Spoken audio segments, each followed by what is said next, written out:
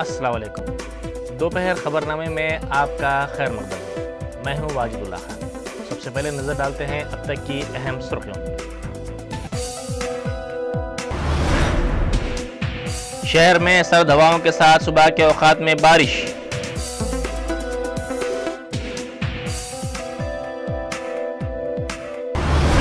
علیحدہ تلنگانہ کے لیے کومٹ ریڈی وینکٹ ریڈی کی بھوک ہڑتال تیسرے دن میں داخل۔ 4 کلو وزن کم، صحت پر ڈاکٹروں کی نظر۔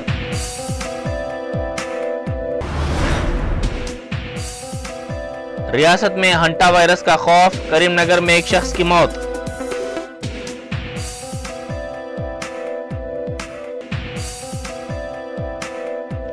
فریضہ حج کے لیے تمام انتظامات مکمل۔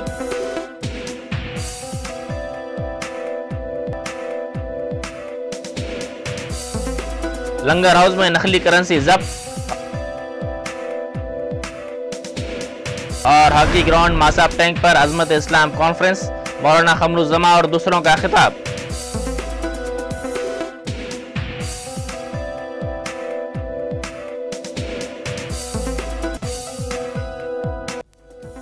اب خبریں تفصیل سے۔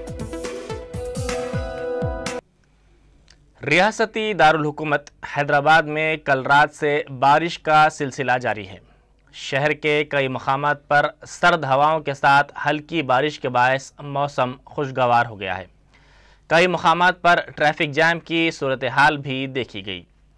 محکمہ موسمیات کے عہدیداروں نے بتایا کہ خلیج بنگال میں ہوا کے دباؤ کے کمی کے باعث شہر میں بارش کا سلسلہ شروع ہوا ہے۔ شہر میں زیادہ سے زیادہ درجہ حرارت 24 ڈگری سیلسیس ریکارڈ کیا گیا ہے۔ محکمہ موسمیات نے تلنگانہ کے کئی علاقوں میں بارش کی پیش قیاسی کی ہے۔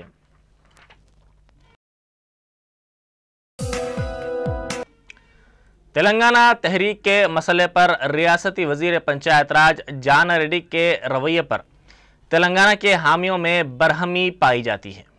بتایا جاتا ہے کہ کومٹ ریڈی وینکٹ ریڈی کے مستعفی ہونے کے بعد رام ریڈی، دامودر ریڈی اور اتم کمار ریڈی کو کابینہ میں شامل کر کے جانا ریڈی دہلی میں نمائندگی کر رہے ہیں۔ تلنگانہ کے حامیوں نے الزام عائد کیا کہ محض عہدوں کے لیے سیما آندھرا قائدین کے ہم نوا بننے والوں کے طرز عمل میں تبدیلی نہ آنے کی صورت میں ان کا سیاسی مستقبل تاریک ہو جائے گا۔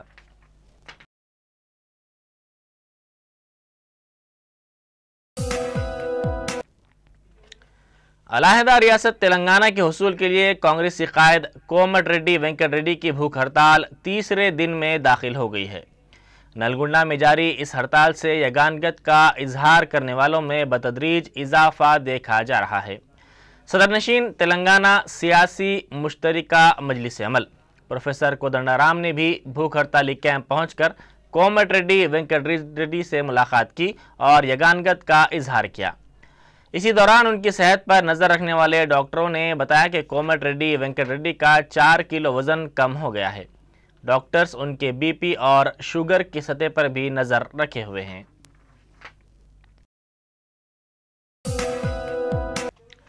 ہاکی گراؤنڈ ماساب ٹینک پر عظمت اسلام کانفرنس کا اہتمام کیا گیا۔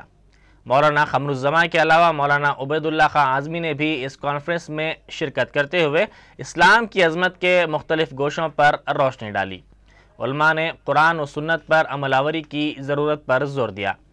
اس موقع پر مہمان خصوصی کے ہاتھوں حفاظ کی دستار بندی بھی عمل میں آئی اور اسناد بھی تقسیم کیے گئے۔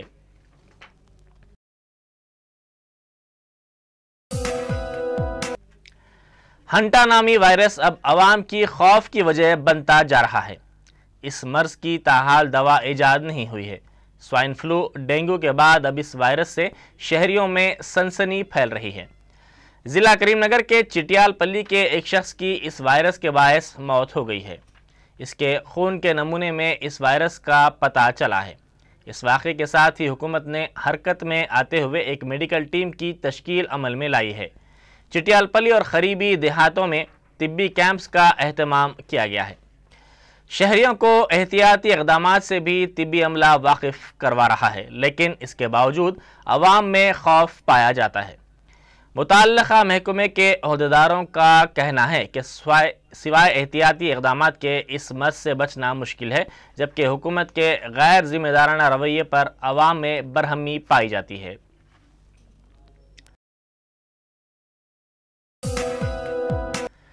لنگر ہاؤس پولیس نے 60 لاکھ روپے کی نقلی کرنسی نوٹوں کو ضبط کر کے 5 افراد کو گرفتار کر لیا ہے۔ پولیس نے بتایا کہ یہ کرنسی بنگلہ دیش سے حیدرآباد لائی گئی تھی۔ بتایا جاتا ہے کہ انٹیلیجنس کی اطلاع پر پولیس نے کارروائی کرتے ہوئے ان افراد کو گرفتار کر لیا۔ ضلع ورنگل کے MGM ہاسپٹل سے مغویہ 7 سالہ لڑکے کا آج جنگاؤں کے ریلوے اسٹیشن کے قریب پتہ چل گیا ہے۔ اس لڑکے کا 2 دن قبل اغوا کر لیا گیا تھا۔ پولیس نے بتایا کہ اس لڑکے کے اغوا کے سلسلے میں ملزمین کا پتہ چلانے کی کوششیں کی جا رہی ہیں۔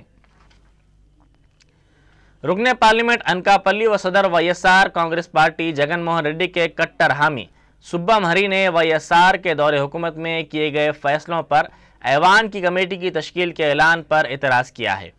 انہوں نے کہا کہ YSR کی بدولت ریاست میں کانگریس برسر اقتدار آئی اور آج برسر اقتدار جماعت ہی YSR کے خلاف ایوان کی کمیٹی تشکیل دے رہی ہے۔ انہوں نے کہا کہ عہدوں کو بچانے کے لیے کمیٹی کی تشکیل عمل میں لائی جا رہی ہے۔ انہوں نے کہا کہ کانگریس حکومت جلد ہی گر جائے گی۔ سعودی عرب کے مقدس شہر مکہ معظمہ میں فریضہ حج ادا کرنے کی تمام تیاریاں مکمل کر لی گئی ہیں۔ ایک اندازے کے مطابق اس سال 1,70,000 سے زائد ہندوستانی عازمین حج فریضہ حج ادا کرنے کے لیے پہنچ گئے ہیں۔ دنیا کے ہر ملک سے مسلمان حج کے لیے مکہ معظمہ پہنچ گئے ہیں۔ جدہ میں ہندوستانی قونصل جنرل فیض احمد قدوائی نے کہا کہ مکہ معظمہ میں ہندوستانی عازمین حج کے قیام کے لیے 628 عمارتوں کا انتخاب کیا گیا ہے۔ حکومت ہند کی طرف سے 500 سے زائد اسٹاف روانہ کیا گیا ہے، جن میں سے تقریباً 100 ڈاکٹرز اور 150 نیم طبی عملہ شامل ہے۔ شہریوں کو قومی شناختی کارڈز جاری کرنے والی اتھارٹی نے کہا ہے کہ اس کی طرف سے اکتوبر کے مہینے میں 2 کروڑ آدھار نمبرات جاری کیے گئے ہیں۔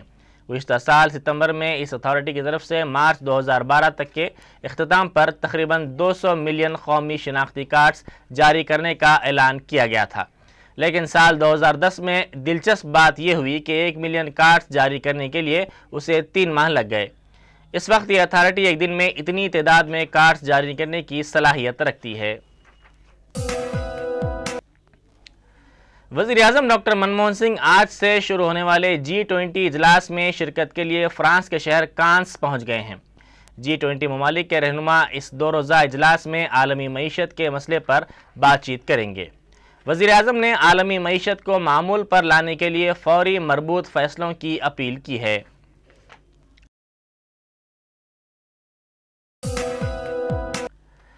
حکومت نے شہریوں کو شکایات کے ازالے کے لیے میکانزم کا خاکہ پیش کیا ہے تاکہ نچلی سطح کے انتظامیہ میں پھیلی بدعنوانی سے نمٹا جا سکے۔ حکومت نے شہریوں کی شکایات کے ازالے کے حق سے متعلق بل کا مسودہ عوام کے سامنے پیش کیا ہے تاکہ عوام اس پر اپنے مشورے دے سکیں۔ بل کے مسودے میں مرکزی اور ریاستی حکومت کے ساتھ ساتھ پورے ملک کی سرکاری اتھارٹی کو شامل کیا گیا ہے۔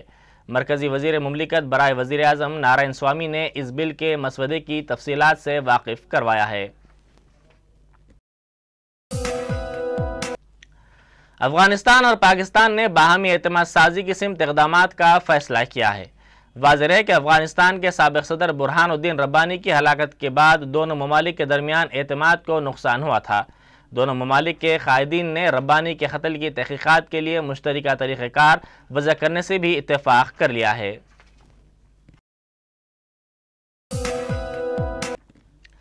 شام میں گزشتہ 7 ماہ سے جاری تشدد کے خاتمے کے لیے حکومت اور عرب لیگ کے درمیان سمجھوتے سے اتفاق کر لیا گیا ہے۔ اعلان میں کہا گیا ہے کہ شام نے امن منصوبے سے اتفاق کر لیا ہے۔ عرب امن اسکیم کے تحت شام کی حکومت سیکیورٹی فورسز کو ہٹا دے گی۔ اس کے علاوہ شہریوں کی مبینہ ہلاکتوں کو بھی روکا جائے گا۔ عالمی کپ کبڈی مقابلوں میں دفاعی چیمپئن ہندوستان نے کل جرمنی کو 18 کے مقابلے 70 پوائنٹ سے شکست دے دی۔ کھیل کے درمیانی وقفے تک کپتان سکھبیر سنگھ کی قیادت میں ہندوستانی ٹیم 7 کے مقابلے 32 پوائنٹ سے آگے تھی۔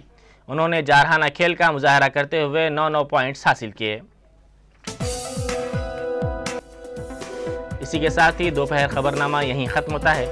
خدا حافظ۔